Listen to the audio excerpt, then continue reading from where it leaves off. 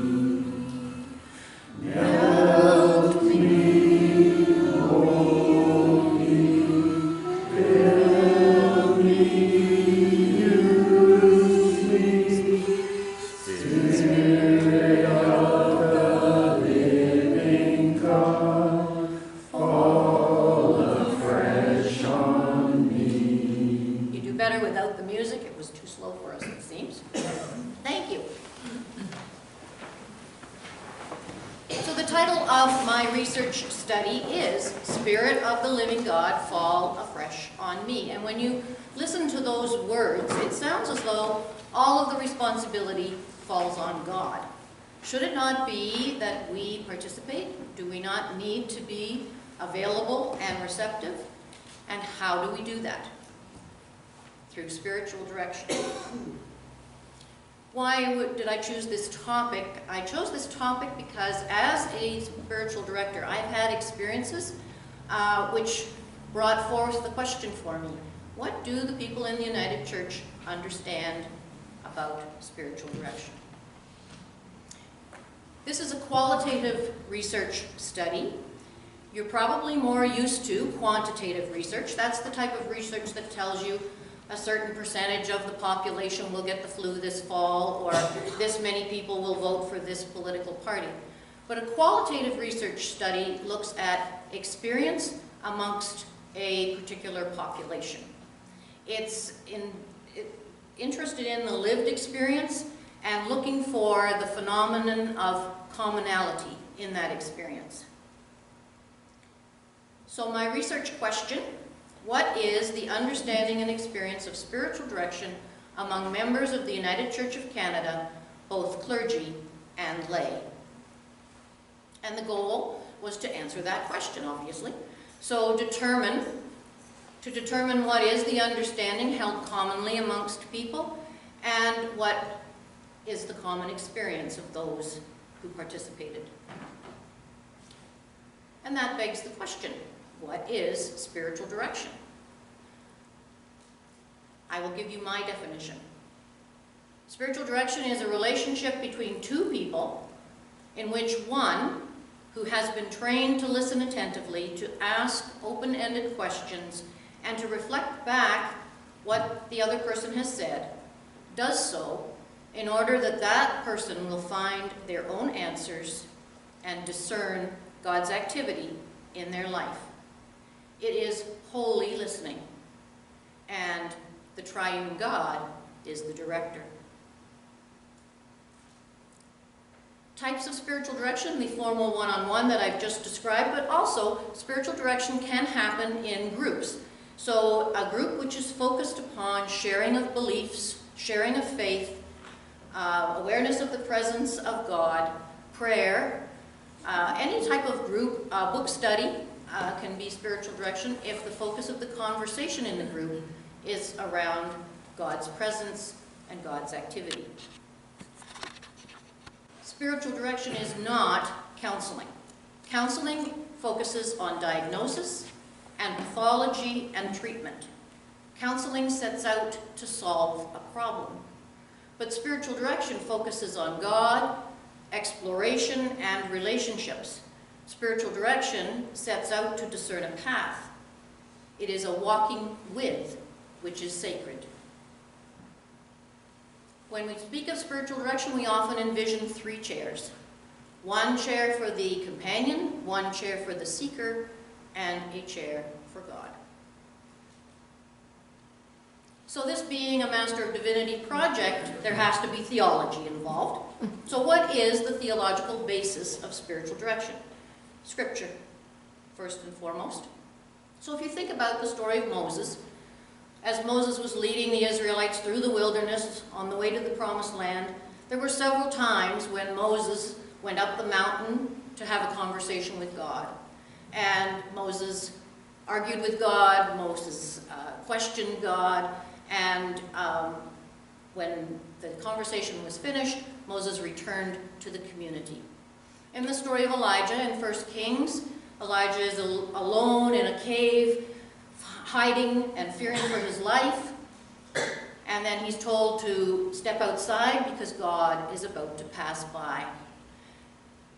And God was not in the earthquake, God was not in the fire, God was not in the wind, God was in the still, small voice.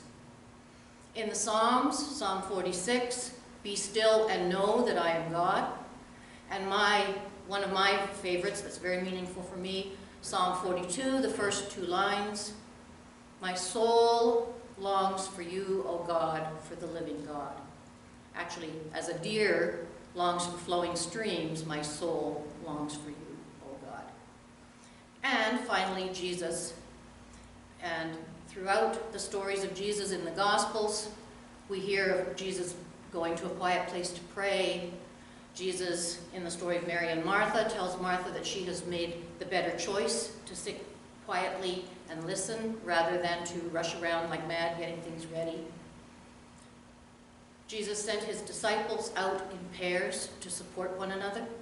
And when they returned, they had a conversation with Jesus, telling about what they had seen and heard.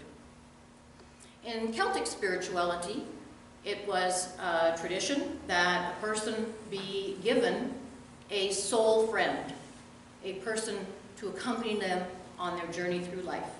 In Gaelic, Anam Cara, soul friend. One of the first steps in this study was to do a literature review. So I used the AST library and all of its interconnected library system, and I looked for any kind of publications about spiritual direction, found many books telling us how to do spiritual direction, what spiritual direction is, written by Roman Catholic authors or Anglican authors. There's very little literature available written by a United Church author. I found one book, Listening for the Soul, written by Jean Stairs. I found a doctoral dissertation which looked at group spiritual direction for theological students, and one of the recommendations was that it would be really good for theological students to have group spiritual direction in their formative years. And I found a paper on isolation in ministry, which in the recommendations mentions better EAP assistance, better pension plan, more fair payment for clergy, but mentions nothing about spiritual direction. If you look at the United Church website, it appears to be absent.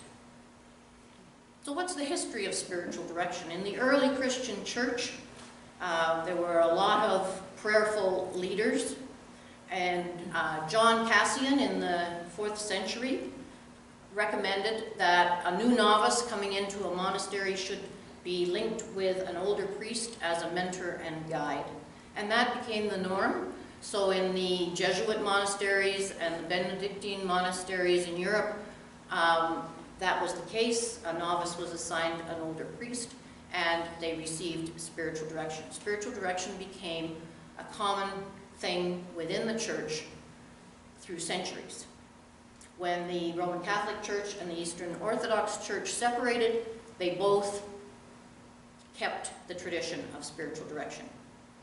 But then came the Reformation, and following the Reformation, the new church, the Reformed Church,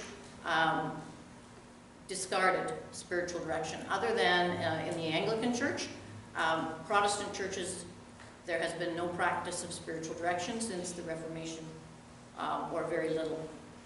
Until Vatican II. Second Vatican Council in the mid-1960s, one of the results of that was that lay people in the Roman Catholic Church were allowed to receive spiritual direction, and they were allowed to be trained to give spiritual direction. So in the late 1960s, there was a flood of publications explaining to people what spiritual direction was and how to go about doing it, and they began to develop training programs. And so, within a few years after that, Protestants began to become interested and began to read the books and perhaps take the training. So, next step on my study was to find participants. And I wanted to get as broad a scope of the United Church population as I could. So I wrote letters, emails, to everybody that I could think of. And I started at the top and worked down. So I sent emails to people at General Council and to all of the regions across Canada. I targeted people who had the term pastoral relationships, pastoral care, chaplaincy, or personnel in their job title. I thought, well, you know, the moderator is the spiritual guide of the United Church of Canada. Why don't I talk to some moderators? So I sent letters to past moderators. And then I sent a letter to the College of Chaplaincy of the Canadian Forces. Unfortunately, I needed to go through their ethics board, and that was going to take more time than I had. So I didn't pursue that, but I was told that I could speak with chaplains that I was acquainted with, and so I had a couple of conversations there. And then I tapped into my own personal network of fellow students at AST, clergy colleagues, spiritual direction colleagues, and each person that I sent a letter to, I asked that they would send it forward to whoever they thought might be interested. And so I sent out 120 introductory letters, and I received 193 responses. The next step of my study was to send out a survey. The survey was done through SurveyMonkey, and it had 4 simple questions. Have you experienced spiritual direction? Was it one-on-one or in a group? How would you define spiritual direction? Would you be willing to be interviewed? And of those 193 surveys that went out, 94 came back. So out of 94 responses, how do I choose who to interview? I wanted as broad a scope as I could find. I wanted to include as many people as I could. So I looked for equal number of male, female, or members of the LGBTQ community, urban and rural, province and territory. I wanted to cover as many as I could, equal number of clergy and lay members, and a cross-section of multicultural. The interviews consisted of 12 questions, and 28 of those were recorded. I spoke with 5 previous moderators of the United Church, 5 faculty members at various theological colleges across the country, 9 clergy in the United Church, and 9 lay people in the United Church. But then I had all of these other people who had said that they would be interested in participating, and I felt that I should not ignore them. So I approached my professor and asked if it would be possible for me to send my interviews out as a document and have people fill in the questions and send them back. And I did receive approval to do that. And so I sent those interview questions to 62 people, and 29 sent them back with their answers. So 28 recorded interviews, 29 document interviews, for a total of 57. 3 of those people who responded were Indigenous members of the United Church of Canada, and 15 of the 16 regions were represented. I did not have any participants in Newfoundland and Labrador, and no one from the far north. I'll be the first to admit that my data is biased. In sending out the way that I did, I managed to reach people who were interested in spiritual direction, curious about spiritual direction, and so on. I did not reach people who did not have any experience or were not interested, because those individuals just either didn't receive it or deleted it. So what did I find?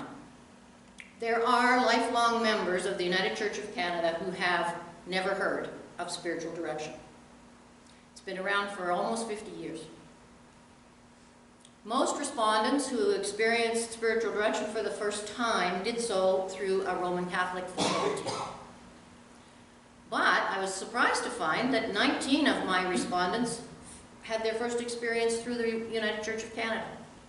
3 people through a program at the Anglican Church, and 13 people discovered spiritual direction through their family or their friends or a book or a happy coincidence.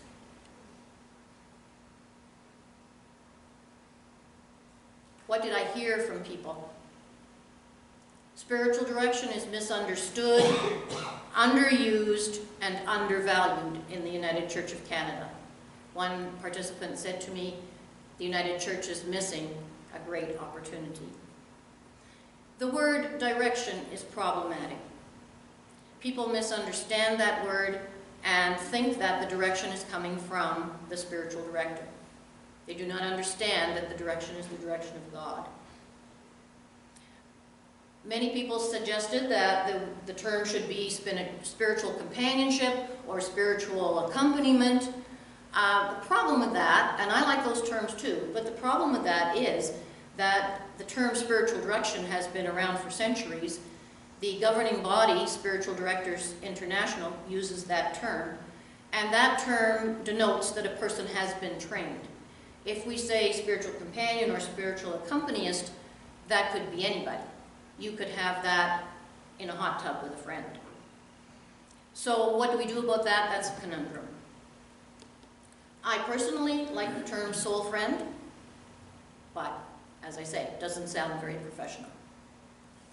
United Church members who were pioneers of spiritual direction within the church back in the late 70s, early 80s, have reported that they experienced resistance, skepticism, or have felt ignored.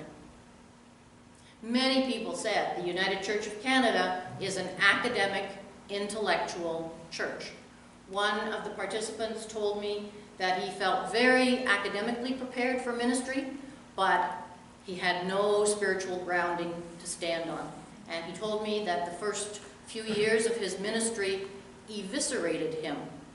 Pretty strong word, eviscerated. The United Church of Canada has been called a social justice-oriented church. Many members of the United Church feel that their faith is private and express discomfort at the thought of talking about it with someone.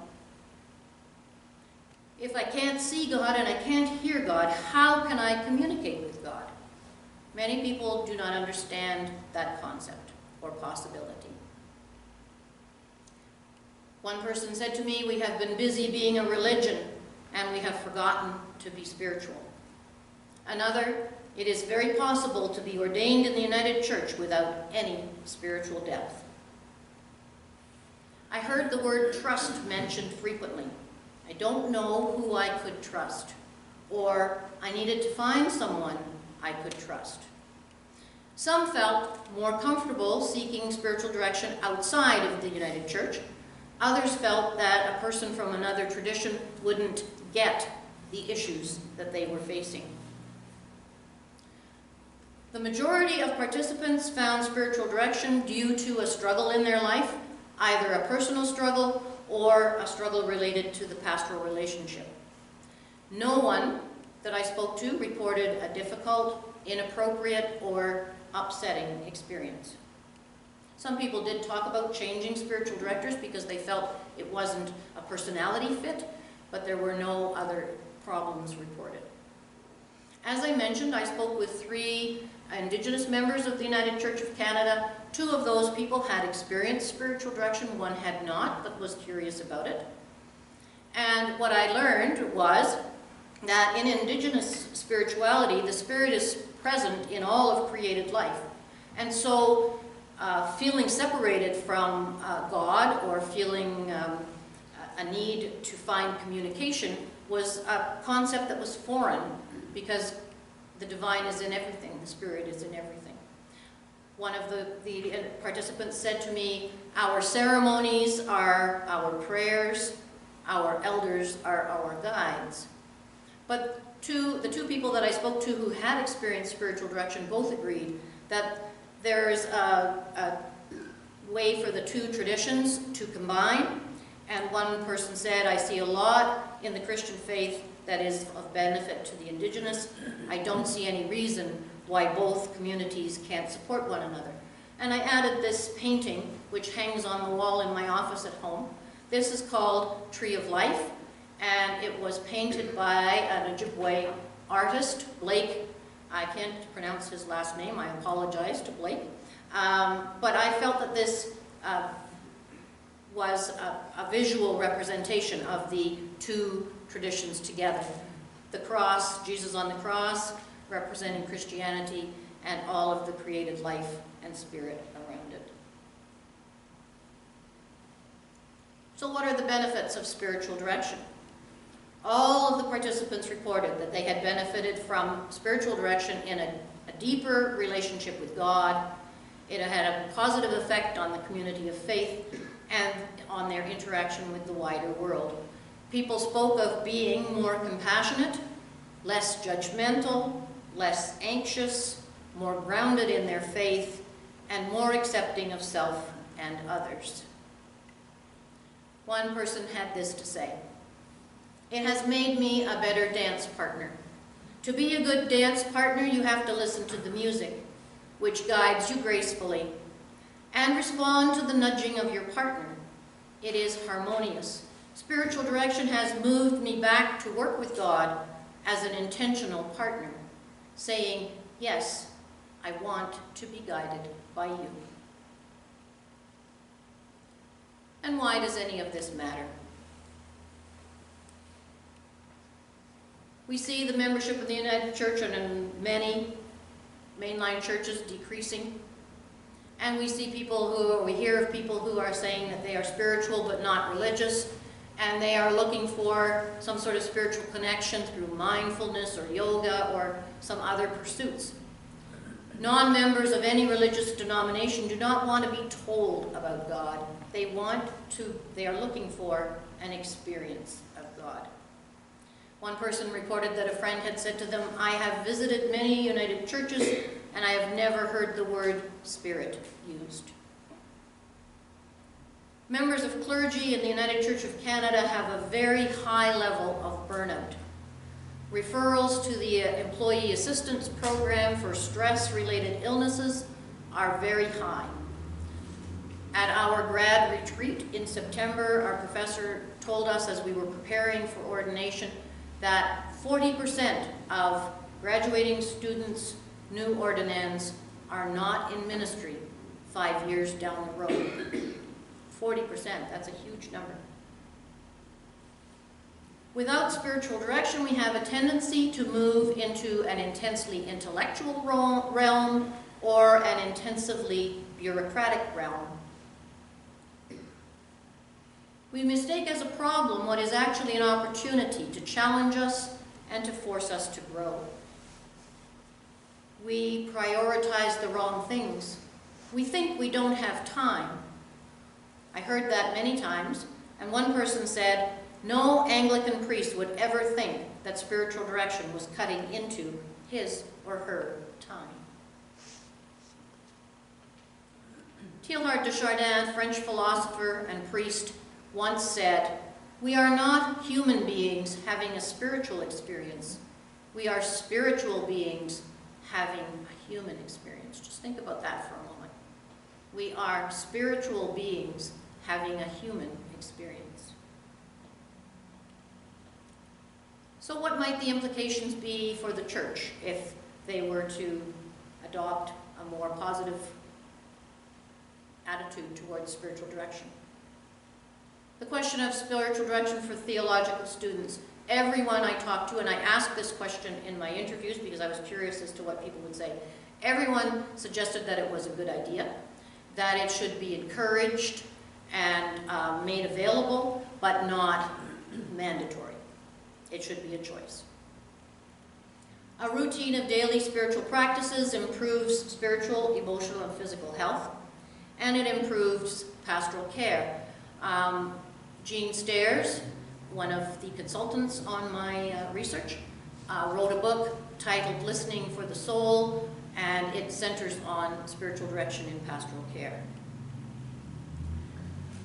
In Uncovering Your Church's Hidden Spirit, Celia Hahn wrote, "Decisions made through praying together in spiritual discernment help to move the church community forward positively." And people were telling me that we tend to make our decisions in the church following a business model rather than through prayer and discernment. Relationships within the community of faith are deepened and strengthened through spiritually based group discussions. In his book, Spiritual Preparations for Christian Leadership, Len Hinson wrote, "Healthy spirituality requires a balance of experiential, intellectual, social, and institutional dimensions. These are like four legs of a table. Take away one leg and the table will wobble. Take away more than one and it will fall." All too often, Americans try to maintain their relationship with God by standing on one leg, or, at best, to make a spiritual table with one leg longer and three shorter, each of different lengths. A very passionate student at a United Church Theological College said this to me: "The problems we have in the church are spiritual problems, but they are named as attendance or financial problems. When people start to look at numbers, it's a clear sign of spiritual issues. Every church can solve the attendance financial issues if they choose to. I would like to see the United Church find its joy and its gratitude again. We are capable of so much." And I'm going to close with a story based on this quote from Malcolm Muggeridge. "Everything happening, great and small, is a parable whereby God speaks to us, and the art of life is to get the message." One day, God decided to reveal himself to a king and to a peasant. So he sent an angel to tell the king and the peasant that this was about to happen and to ask them how they would like God to reveal God's self. So the angel went to the king and asked the king, told the king about the initiative of God to come and visit and reveal God's self, and asked, how would you like that to happen? And the king, being a king, was rather arrogant and pompous, and he said, well, of course, in power and majesty and might. And so a huge bolt of lightning came down and struck the king and his court and the nation around, and it was completely pulverized. Not a cinder was left. And the angel went to the peasant and said to the peasant, God would like to reveal God's self to you. How would you like that to happen? And the peasant thought for a moment and then said, I'm really not worthy for God to reveal God's self to me. But if God wishes to do so, then let it be through the things of everyday life. Let it be through the field that I plow, the water that I drink, my family, my friends, the people I meet, the merchants I sell to and the merchants who buy from me. And if I look in the mirror, may I see the face of God in the face that looks back at me. And the peasant's wish was granted, and he lived, or she lived, a happy, healthy, abundant, whole life. Amen. I will now open the floor to questions. If you have any questions for me, fire away.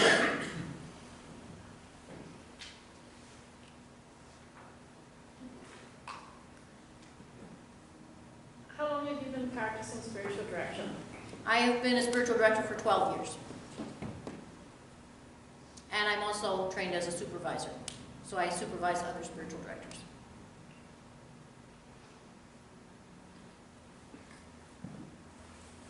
Where would somebody go to get a spiritual advisor? What do they look for? If you're looking to find a spiritual director, I think probably you have a couple of choices. One is to ask other people if they can recommend someone. Spiritual direction body of Ontario has a list, and Spiritual Directors International also has a list, so you can go online and look that up. The Spiritual Directors International is a little bit risky, I think would be a word, in that a lot of the time people will choose because the individual is in their neighborhood, close by, easy to access, that kind of thing, and maybe isn't a good fit. But really, if you choose to pursue spiritual direction, it takes a little while to get comfortable with one another, and you may find that you don't find a good fit with the first person that you try, and then you just move along, try somebody else. Don't put your hands up, just shout. Under what religion or other were you trained? I was trained in the Ontario Jubilee program, so it doesn't really have a religious affiliation as such, but at the time that I took the course, the director of the program was a Roman Catholic nun, and many of the activities that we did were based in the Roman Catholic tradition. How do you see incorporating what you have learned as a spiritual director and in your training? How do you see incorporating that into your career as you go forward now in the church? Well, I've been trying to incorporate it as I've been a student in terms of introducing some spiritual practices in the congregation that I serve, offering opportunities for various different things. I see myself continuing to do that. Bringing the Spirit into worship also.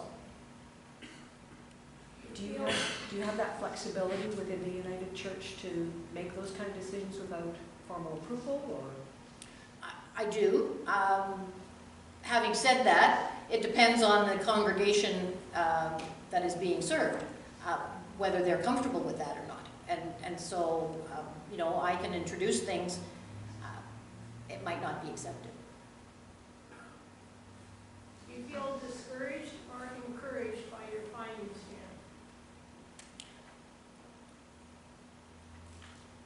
That's a really good question. I feel encouraged. I think I feel encouraged by the findings. Yeah. You mentioned about the high rate of burnout among clergy. I found it staggering in reading a law magazine. There's kind of similar statistics for lawyers. How would you, from your experience, what do you think is the best way for the United Church to try and spread this good news more and encourage more people to start some sort of spiritual practices? Because you're right, if you don't have a way to draw from the well gets dry. And so the church has a huge problem, especially in its leadership, to encourage people in this direction. I don't know the answer to that question, and that is really outside of the scope of this research to come up with the conclusions, but I hear what you're saying, and I think that just identifying the needs is really important. Do you have any thoughts on the basis of why the United Church is not as spiritual from your own experience? I would prefer not to get into that, but I did have one of my participants did talk to me about his thought was that when the United Church was formed, it was intention was that it would be the National Church of Canada. And so the focus was on being viable as a national church. And so the emphasis was put on, this is one person's opinion, the emphasis was put on being theologically sound and intellectually acceptable and so on and so forth. And so the spiritual side got lost. Now, whether that's true or not, I don't know. I'm thinking about the clergy, the academic versus the spiritual, and I'm surprised there isn't some spiritual happening in their education. On the other hand, I think when people leave from a school like that, you have to do some of that on your own because you're not in any schooling, you're not really ready. You need some, supervisor, et cetera, and look for that themselves. So I'm just wondering how, I think it needs to be there, but how much is for you to do it yourself versus having through school? I think that's a really good point. I think in any profession, the training is the groundwork, and then once one has the basis, then it's up to the individual to pursue various different things and strengthen their resources. But I also would say that because we are training to be in ministry, as Alan said, when you're caring for other people, it's really important that you have something to draw upon in your ability to care.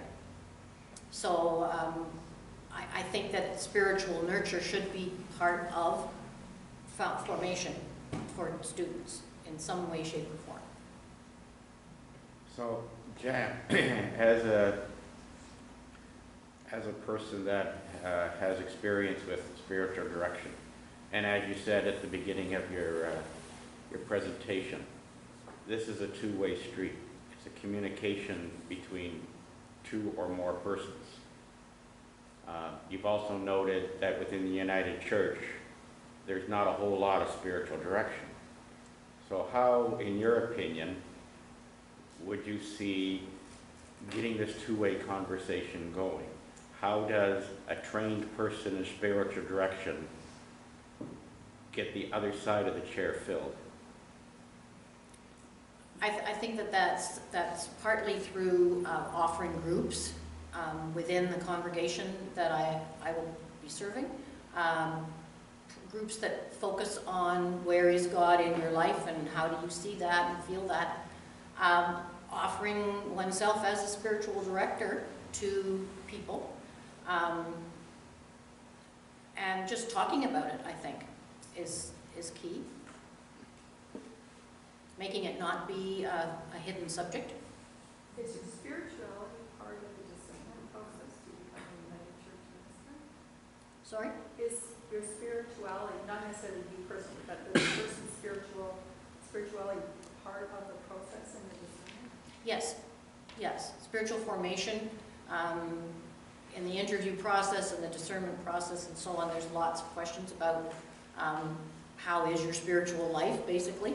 What do you do to look after yourself? How do you find work-life balance? There's all of those questions. And I've never been asked to do anything because I guess when I answer the questions, I have a lot of those things in my life. I do know that, other students have had the recommendation of, incorporating more spiritual practices or in some cases perhaps a suggestion of finding a spiritual director, but I don't think that happens very often. Where does your paper go now? Like, what's the process now for you? The process is that this paper goes to my professor at AST. This video will be posted on the Atlantic School of Theology YouTube channel for people to view. Once the paper has been marked, it will be available through the Atlantic School of Theology library. will this paper go back to some of your lay people or the higher ups that you interviewed? Will they? A couple of people have asked me to send them my paper. I'm still deliberating about whether I want to do that or not. It's kind of like, it's my baby. I'm not quite sure how freely I want to put it out there, so I have to make that, decision. I know, I have to let go. Let go and let God, right? I appreciate your presentation, Jan, and all your work, and for giving us that tidbit. One of the things that kind of sparked my imagination was that piece around the Protestant Reformation, right? And how much we let go. Do you have a sense of why that was let go? Like, is it scripture, sola scriptura, or? I don't know the answer to that. From what I've learned, my guess would be that the division was clean cut. We're severing ourselves entirely from the Roman Catholic Church, and so none of the Roman Catholic traditions came along. But I don't know the answer. That would be a good question to explore. Yeah, maybe too. It was around because we left the saints behind too, right? And maybe the saints and the spiritual directors were understood as being kind of related somehow, and so we needed to distance ourselves. And, I don't know, but we lost a lot, right? We lost a lot. It's interesting that the Second Vatican Council in 65, 66, somewhere in there. Was kind of a turning point for the Protestants too. I also wonder too about the more evangelical churches, I guess, of the United Church folks, and how they would see spiritual direction. And so I think they might see it more as that one-on-one prayerfulness. I don't know. I'm guessing. Did you have any kind of reactions or responses to that period in our history when we left so much behind? No, just the one fellow who I was speaking of, who suggested that the United Church was focused on being theologically sound and not so concerned about the spiritual. That's the only. So yeah, it would be interesting to look into further. We're doing the same kind of thing when we say we want moms in our pews now, right? We want that security, but we don't want to do the work around the spiritual, like maybe. Thanks for that. Yeah.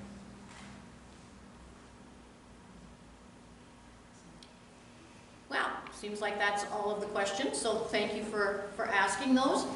And I think before we move on to refreshments, I would just like to express my gratitude to a few people. First of all, I would like to thank Verna. Verna Bird has been the chairperson of my lay supervision team for the last 4.5 years, and she has been unfailing in her support for me. And Verna has given up her afternoon today to look after refreshments, so I really appreciate that. I didn't have to think about that when I was thinking about this. And I also want to express appreciation to Andy for all of his unfailing support and for being my videographer today. I would like to thank all of the people who responded to my initial letter, all of the people who filled out my survey, all of the people who participated in interviews. It has been a fantastically rich experience, and I have really, really enjoyed it. So those people, I wouldn't have a report without them. And 3 people that are very special who have been the consultants for my research. First of all, my dear friend and spiritual guide and mentor, Flora Litt-Irwin. Flora isn't able to be here today. She's not so well, but I know she's with me in spirit. Reverend Dr. Paul Crittenden, who has been my educational supervisor for the last 4.5 years, would also have been here today, but is otherwise required to be elsewhere. And finally, Reverend Dr. Jean Stairs, who is a past principal of Queen's Theological College, retired United Church minister and author. She wrote Listening for the Soul, which is what instigated me to get in touch with her, but she has also just released another book on group spiritual direction. And she very kindly agreed to meet me for coffee in Kingston on my way back from AST this summer, and agreed to be a consultant for my research, which has been wonderful. So for all of those people walking with me, I'm really grateful. And thank you to you for being here. Amen. So please go through into the other room and let's have a cup of tea or coffee or juice and chat some more. Yeah, exactly.